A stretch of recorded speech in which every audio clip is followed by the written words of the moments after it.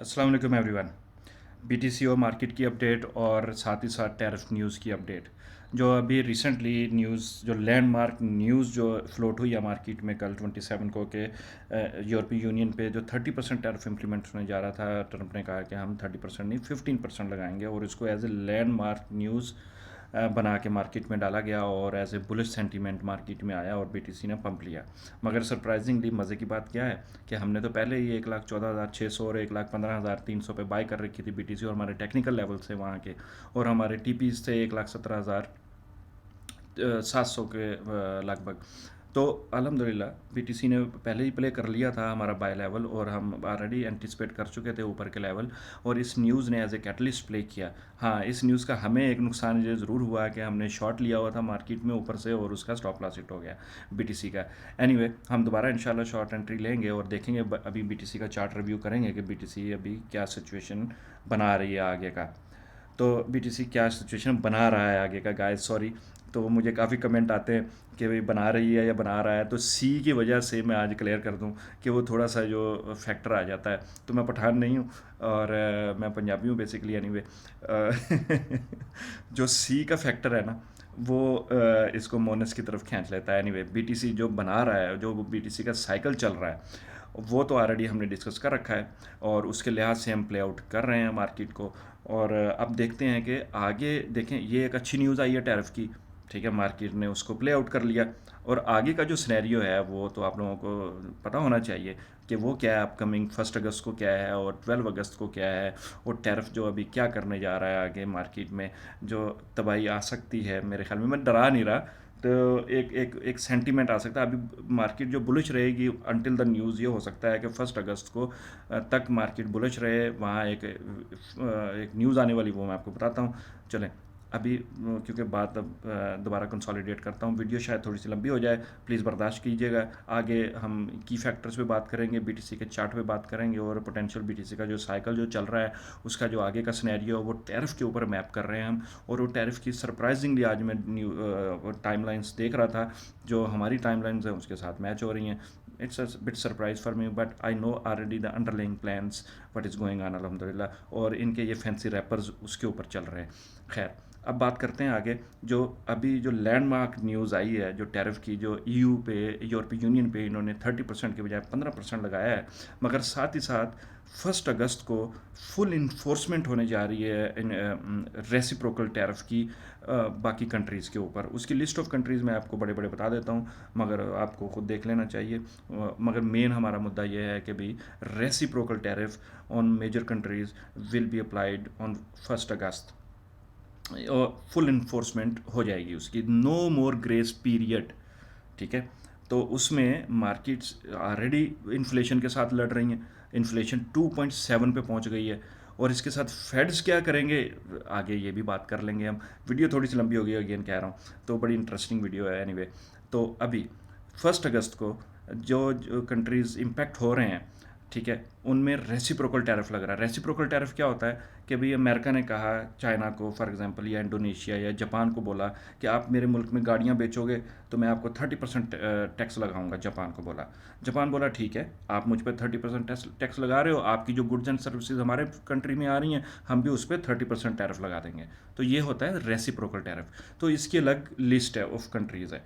यूरोपीय यूनियन को इन्होंने 15% लगा दिया टैरिफ, ठीक है जी। अब बाकी कंट्रीज़ हैं, Indonesia, south Korea, Japan, Vietnam और अदर कंट्रीज़ हैं, इनके ऊपर रेसिप्रोकल टैरिफ इन्फोर्स होने जा रहा है 1 अगस्त को, ठीक है। उसके बाद अब 12 अगस्त को अब चाइना और यूएस की जो टैरिफ की डील थी वो उस पर बात शुरू हो रही है, ठीक है। और उसका जो ट्रूस जो है वो हमें टैरिफ का 12 अगस्त को मालूम चलेगा कि आया कि इसको चाइना एक्सटेंशन मिल रही है या इसके ऊपर किसी ये पॉइंट पे आ जाएंगे कि भाई क्या होगा आगे, टैरिफ लगेंगे, टैरिफ कम होंगे, टैरिफ बढ़ेंगे, 50% 20% जो भी होगा हमें 12 अगस्त को पता लग जाएगा। खैर, तो आगे ये बड़े अहम दिन है। अगस्त मैंने आप लोगों से पहले अर्ज़ किया था कि थोड़ा सा चैलेंजिंग होगा, और आज ये जो कंटिन्यूस न्यूज़ आ रही हैं इससे भी हमें थोड़ा सा अंदाज़ा हो रहा है। मगर साथ ही साथ इन टैरिफ्स ने जो इन्फ्लेशन पे इम्पैक्ट किया है वो नज़र मुझे आ रहा है, जो इन्फ्लेशन कंटिन्यू रह सकती है 3 और 3.15 तक, और फेड्स ने और कुछ लोगों ने कहा कि ये 3.5 तक भी जा सकती है। तो इस सूरत हाल में बीटीसी स्ट्रगल कर सकती है। जब इन्फ्लेशन ऊपर जाती है, आप चार्ट कंपेयर करके देख लें, बीटीसी नीचे आती है। ठीक है, अभी जो आता है बीटीसी नीचे आता है, आई एम सॉरी अगेन। तो बीटीसी नीचे आता है इन्फ्लेशन जब ऊपर जाती है। तो अब बीटीसी ऑलरेडी 1,23,000 का टॉप कर चुका है, और हमारा जो साइकिल है उसको भी लगा चुका है, और उम्मीद करता हूँ कि अभी इस साइकिल को ब्रेक नहीं करेगा अनटिल सितंबर अगस्त के बाद। हमें एक नया टॉप मिलना चाहिए, अगस्त में हमें एक बाइंग अपॉर्चुनिटी मिलनी चाहिए। और ये जो टफ सिचुएशन है 1 एंड 2 अगस्त में हमें मार्केट जो है वो थोड़ी सी स्ट्रगल करती हुई नज़र आ सकती है। तो ये आप लोगों को समझ में आ गया कि अभी हम बीटीसी साइकिल के टॉप पे हैं, बीटीसी ने करेक्शन की है, और साथ ही साथ जब करेक्शन करके अपने बाइंग टेक्निकल बाइंग लेवल्स पे पहुंची है तो एक अच्छी न्यूज़ आ गई है, बीटीसी को उठा के वो ऊपर ले गए हैं। आगे 1 अगस्त को बीटीसी अब ऑलरेडी टॉप पे है और प्रीवियस रेजिस्टेंस को टेस्ट कर रही है, और वहाँ एक जो फुल टैरिफ की इम्प्लीमेंटेशन की न्यूज़ आ जाएगी, ओह अमेरिका ने ये टैरिफ लगा दिया, तो एक बैड न्यूज़ मार्केट के लिए आएगी और मार्केट करेक्शन में आ सकती है। फिर पूरा हफ्ता ये स्टोरियाँ चलेंगी, वो अमेरिका ने चाइना को ये कह दिया, चाइना ने अमेरिका को ये कह दिया, फलां हो गया, ऐसा हो गया, और वो 12 अगस्त तक हम स्ट्रगल देख सकते हैं। उसके बाद फिर मार्केट को थोड़ा सा हमें बॉटम फाइनलाइजेशन देनी चाहिए, और उसके बाद एक नया सफ़र शुरू करना चाहिए अगस्त मिड के बाद, और आगे सितंबर अक्टूबर में एक अच्छे मामला नज़र आने चाहिए। फेड्स इस सूरत में आई थिंक के रिमेन कॉशियस रह सकते हैं, क्योंकि इन्फ्लेशन बढ़ रही है, और अब वो जुलाई में, पहले उन्होंने मार्केट को बुलिश किया था कि हम जुलाई में रेट कट कर देंगे, और मार्केट ने फटाफट उसको रिस्पांस किया और जनाब अली बूस्ट मार गई। अब ये सिनेरियो क्योंकि टैरिफ इन्फोर्स होने जा रहा है, तो इस सूरत में फेड्स कहेंगे भाई हम तो वेट एंड सी की पॉलिसी पे हैं स्टिल, और स्टिल हम देखेंगे, और ये अगस्त सितंबर में जाके हमें पॉसिबिलिटी है जब मार्केट दोबारा टॉप पे हो, हमें वहाँ रेट कट की न्यूज़ मिल जाए। तो मेरे ये आपको स्टोरी पूरी एक स्ट्रेट फॉरवर्ड सुना दी। अगर इसमें आपको झोल नज़र आ रहा है प्लीज़ कमेंट करें, I will try my best इस वीडियो के कमेंट्स को मैं आपको आंसर करूं। ठीक है, अभी देखते हैं बीटीसी का चार्ट।